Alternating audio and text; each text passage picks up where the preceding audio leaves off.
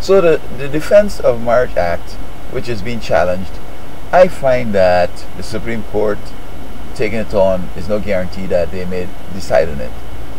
Also, from what I'm gathering from the commentators and the analysts, is that it's not likely they might, from the questioning, endorse it, and so on. I find that the justices are saying that this same-sex marriage thing is new, and so there isn't any tradition or any other criteria to judge it by.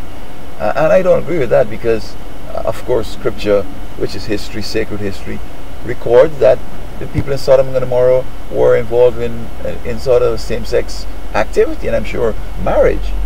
And we saw where God destroyed it. And we could use our imagination and look at this and see what would happen.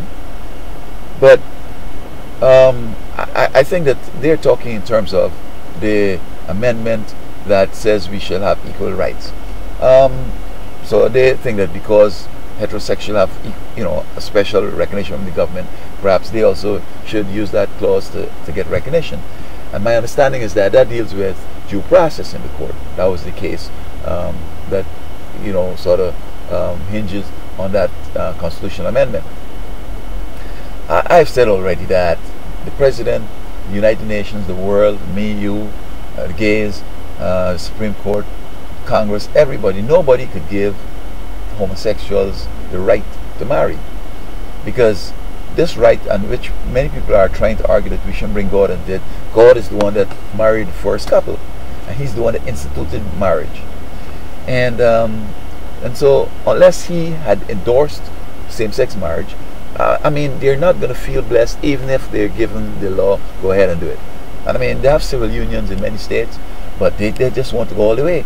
And there's no way they're going to feel the same as if they had been married to the opposite sex, or like the heterosexuals. You see, we all have a conscience, and it's not necessarily our looks and our beliefs and what's the laws we have in the land. It's God who controls the conscience. He affects it. So if our constitution said it's okay to kill, no problem, do you think you could go and kill a whole bunch of people and go home and be happy and settle down and say, oh man, I had a good day today, I killed like 40 and it's nice? You can have those guilt problems. You might even go crazy. And that's one, thou shalt not kill. What is stealing? You have the karma. The best thing, and this is what I tell people down here, if you want to become sane and progressive and all that, you need to accept that you need to do the right thing. Do the right thing. Don't steal people's stuff. Don't try to kill people, even by backbiting and so on. And the variety of commandments. When you do those things, you start to move upward. And so, if they want that feeling of satisfaction and etc., God is the one who's going to give it to you, and He can, because He has already blessed the heterosex marriage. Now, even from a policy of public policy, the government can't go around endorsing something that isn't going to be productive. It's in the government's interest, it's in the interest of the nation, that people marry in a way that they could have kids. Now, these people want you to take others' kids away so that they can adopt, right? But they won't have kids of their own. So what's the point? You're giving them all these benefits, you give them opportunity to get an education and all the benefits, and they're not going to be productive, because life is of such that Social Security, these things it's like a pyramid. And while my payments will be based on so many people's contribution, why not should I go ahead and have kids so as to broaden the base, so as to take care of probably mine, and they will have kids to take care of theirs, and that's fair to look at it. So if you're going to have people now, they're just going to be into themselves. They're going to marry their own couple, their own sex, and just no kids, nothing. And are they going to be happy? No, because the opposite sex love is something special. Men see a certain spectrum of life, women see the other spectrum, and when you come together, you see the whole spectrum. So you marry to your own sex, you're just seeing that half of the spectrum. don't mind if you marry 4 different of your own sex. And God inspires women how to interact with men for fulfillment and other things. They might come in and tell you, well, give you a kiss. They'll do something that they feel like doing, and that is what you needed. Same thing with the women too. Hold her hand, take her for a walk, tell her you love her or whatever, and it works. And you know, women normally say a woman knows what a woman wants, but she can't give it to her. And the same thing with a man. How can a man give an ex-man what he needs?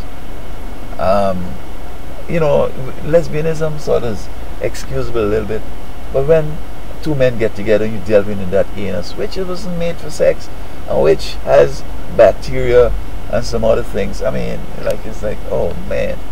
I mean, what the other, well, of course now people are suggesting the whole world now going crazy over this gay thing, but it seems to me that as an advanced nation, people expect us to be doing things that are, you know, sort of progressive and positive and productive and so on.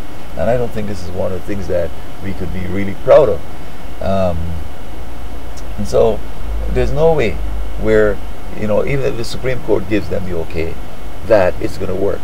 And furthermore, we have already seen what has happened with Sodom and Gomorrah. These people were so bullish that they even wanted to marry Jesus and angels. And he happened to blind them and burn up the whole city in a couple hours later. And of course, a lot of things are happening now, and we're close to the end of time, and he's going to burn up this place again. So if we want our societies to prosper, we better do things that are going to be in our best interest. Have kids, don't violate God's commands, because God isn't going to bless that. He's the one that blesses and makes us happy, and he put the first couple together, and angels guard their relationship and are happy when they're making love and when they're happy. You know, it's just a beautiful experience.